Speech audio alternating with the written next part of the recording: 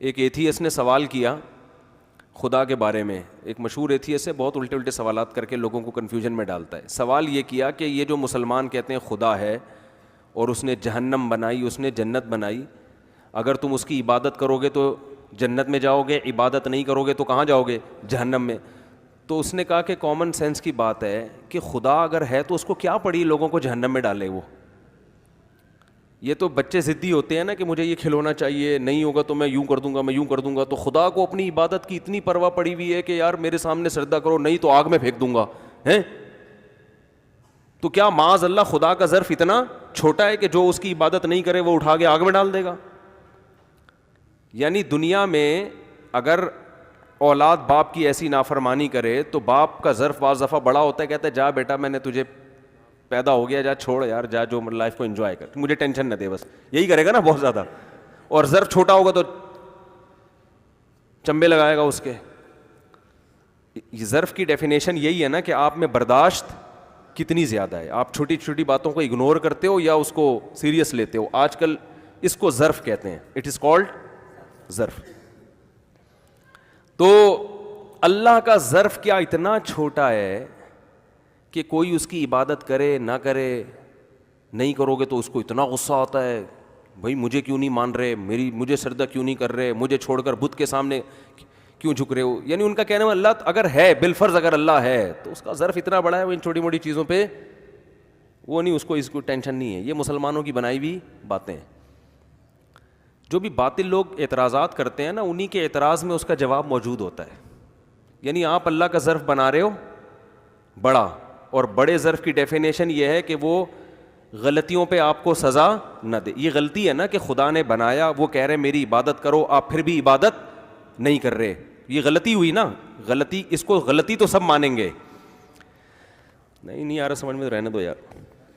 دیکھو اس کو جب خدا کہہ رہا ہے کہ میری عبادت کرو, 5 ٹائم نماز پڑھو اور رمضان کے روزے رکھو اور میری توحید کے قائل ہو, میرے ساتھ کسی کو شریک مت کرو, یہ غلطی ہے نا. لیکن ان کا کہنا یہ تھی اس کا, ملحدین کا, کہ خدا اس غلطی پر ایسا نہیں ہے کہ وہ ضدی بچوں کی طرح, جیسے بچے ضدی ہوتے ہیں نا, مجھے یہ چاہیے, مجھے یہ نہیں دیا تو پھر ہم یوں کریں گے, اور ایسے تو اللہ بھی غصے میں آ رہا ہے, میں پھر جہنم میں پھینکوں گا, میں یوں کر دوں گا, میں یوں کر دوں گا, میں ایسے کر دوں گا. تو اس کا مطلب معاذ اللہ کا ظرف ایسا ہی ہے جیسے بچوں کا ظرف ہوتا ہے.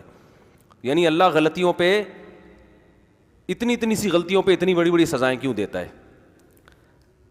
خلاصہ یہ نکلا کہ اللہ غلطیوں پہ سزا نہیں دے گا. تو ان لوگوں سے میرا سوال یہ ہے کہ آپ کو چونکہ اللہ کی آپ کے دل میں اہمیت نہیں ہے نا, کہ اللہ کی عبادت اور اللہ کی توحید, آپ کی نظر میں یہ غلطی کوئی اتنی بڑی غلطی نہیں ہے. لیکن اگر ہم اس بیس پہ اللہ کا انکار کر دیں یا اللہ کی جہنم کا انکار کر دیں تو پھر کچھ غلطیاں ایسی ہیں جو آپ کی نظر میں بھی بہت بڑی بڑی غلطیاں ہیں. پھر اللہ پہ یہ الزام آئے گا کہ ایک انسان جو 100 انسانوں کو قتل کرتا ہے, اس دنیا میں ایسے مجرم بھی ہیں جنہوں نے اپنی ماں کو قتل کیا ہے پیسوں کی لالچ میں, ایسے مجرم بھی ہیں جنہوں نے 1 لاکھ روپے کی خاطر اپنی دادی نانی اپنے باپ کو قتل کیا ہے, ایسے مجرم بھی ہیں دنیا میں. ایسے مجرم بھی ہیں جنہوں نے لاکھوں انسانوں کا خون بہایا ہے. اس کا مطلب پھر یہ ہوا کہ اللہ کا نظام ایسا کرپٹ نظام ہے کہ اس نے بنا کے چھوڑ دیا, لیکن آخرت میں سزا کا کوئی تصور اس نے نہیں رکھا. دنیا میں تو سزا ملتی نہیں ہے, وہ تو لاکھوں میں کسی ایک کو ملتی ہے, اور وہ بھی پوری سزا کبھی بھی نہیں ملتی. ایک دیکھو ہیروشیما اور ناگاساکی پہ جو ایٹم بم گرایا گیا اور لاکھوں معذور بچے پیدا ہوئے, جنہوں نے یہ جرم کیا تھا, کیا ان کو دنیا میں سزا ملی ہے؟ بلکہ وہ اس بم برسانے کے بعد دنیا کی سپر پاور بن گئے, اور آج جاپان بھی ان کو سلوٹ کر رہا ہے. بہت مشکل ہے بات سمجھانا. وہ اسی وجہ سے تو انہوں نے ایٹم بم گرائے تھے کہ ان کو پتا تھا اس سے بدنامی تو ہوگی لیکن نام بھی اسی سے ہوگا. ٹھیک ہے نا, شاعر نے کہا ہے نا, بدنام جو ہوں گے تو کیا نام نہ ہوگا. آج جاپان بھی سلوٹ کس کو کرتا ہے؟ امریکہ کی پالیسیوں پہ چلتا ہے. وہ کوئی سزا نہیں ملی بلکہ اور فائدہ ہو گیا. اور اگر سزا مل بھی جاتی تو جا لاکھوں انسان جو معذور پیدا ہو رہے ہیں, اور پتہ نہیں کب تک ہوتے ہیں, ابھی بھی ہوتے ہیں. تو ایک انسان کو آپ کتنی سزا دے سکتے ہیں؟ اگر ایک جس نے یہ پالیسی بنائی ہوگی, جس نے یہ کام کیا ہوگا, یا اس پائلٹ پہ اگر آپ ڈال دیں جس پائلٹ نے بم گرایا, اس کو کیا سزا ملی؟ بہت زیادہ ایک گردن اڑا دی جاتی, قتل ہو جاتا, ختم. یہ پوری سزا تھوڑی ہے. دیکھو, ایک انسان اس دنیا میں ایک عام آدمی کو قتل کرتا ہے, کسی چرسی کو, دنیا میں اس کی سزا بھی پھانسی کا پھندا ہے. ایک انسان اپنے باپ کو قتل کرتا ہے, دنیا میں اس کی سزا بھی پھانسی کا پھندا. ایک اپنی ماں کو قتل کرتا ہے, اس کی سزا بھی پھانسی کا پھندا. ایک ملک کے سربراہ کو قتل کرتا ہے, اس کی سزا بھی پھانسی کا پھندا. حالانکہ ان تمام قتلوں کی نوعیت میں زمین اور آسمان کا فرق ہے. اور یہ بھی جب ہے جب اصل قاتل پکڑا بھی جائے اور اس کو پھانسی پہ لٹکا بھی دیا جائے, ورنہ ہوتا ہی ہے کہ قتل کوئی اور کرتا ہے, پکڑا کوئی اور جاتا ہے. تو خدا اگر نہیں ہے اور خدا نے جہنم نہیں بنائی, اس کا مطلب پھر خدا معاذ اللہ غلط ہے کہ اس نے انسانوں کو پیدا کر کے چھوڑ دیا اور ان کو بے لگام کر دیا کہ جو چاہے کرتے پھرو, کوئی پوچھنے والا نہیں ہے. دنیا میں دو نظریے ہیں, خوب یاد رکھیں. ایک نظریہ یہ کہ آخرت میں جزا و سزا نہیں ہے, ایک یہ ہے کہ ہے.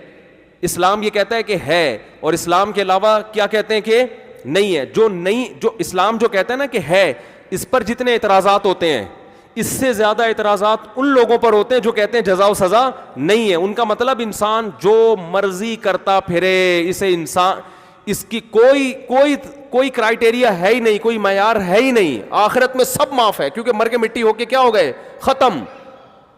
یہ خدا کی قسم زیادہ, اگر اللہ ہے تو پھر یہ اللہ پر اس سے بھی بڑا الزام ہے.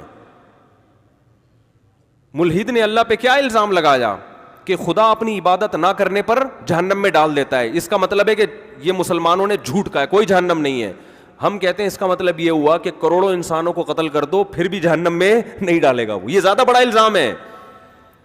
بہت مشکل ہے بھائی. اس کا مطلب پہلا جو الزام آپ لگا رہے تھے نا, وہ اس کو آپ الزام سمجھ رہے ہو, حقیقت میں وہ الزام نہیں ہے. کیونکہ جرم کی نوعیت, جرم کی کوانٹٹی نہیں دیکھی جاتی, جرم کی کیفیت دیکھی جاتی ہے. ایک انسان 10 لوگوں کو قتل کرتا ہے, وہ اجنبی ہیں, اور ایک اپنے باپ کو قتل کرتا ہے. باپ کا قتل کرنے والا ایک شخص کو قتل کیا, لیکن اللہ کی نظر میں یہ بڑا مجرم ہے ان لوگوں سے جنہوں نے 10 انسانوں کو قتل کیا, کیونکہ اس نے اپنے ماں باپ کو قتل کیا نا. تو اسی طرح یاد رکھو کہ اللہ کی نظر میں سب سے بڑا مجرم وہ ہے جو اس کائنات کو بنانے والے کی نافرمانی کرتا ہے. کیونکہ دیکھیں, جتنا گہرا ریلیشن ہوتا ہے نا, جرم کی نوعیت اتنی زیادہ بڑھتی ہے. جتنا گہرا ریلیشن ہوگا جرم کی نوعیت اتنی بڑھے گی. آپ ایک اجنبی کو قتل کر دیں جس کو آپ جانتے نہیں ہو, آپ نے پیسے چھیننے کے لیے اس کو مار دیا, یہ بھی بڑا جرم ہے. لیکن آپ اپنے قریبی دوست کو قتل کر دیں جس کے ساتھ وفاؤں کے وعدے تھے, جس کے آپ پر بڑے احسانات تھے, اس نے آپ کو جاب دلائی, اس نے یہ کیا, اس نے آپ کو باہر بھجوایا, اس کو قتل کریں گے, جرم کی نوعیت کیا ہو گئی, بولو, بڑھ گئی. کیونکہ اس سے آپ سے کیا ہے, ریلیشن ہے. لوگ آپ کو تانے دیں گے, یار اس پہ تو کم از کم ہاتھ نہ اٹھاتا. جتنا قریبی رشتہ ہوتا چلا جائے گا.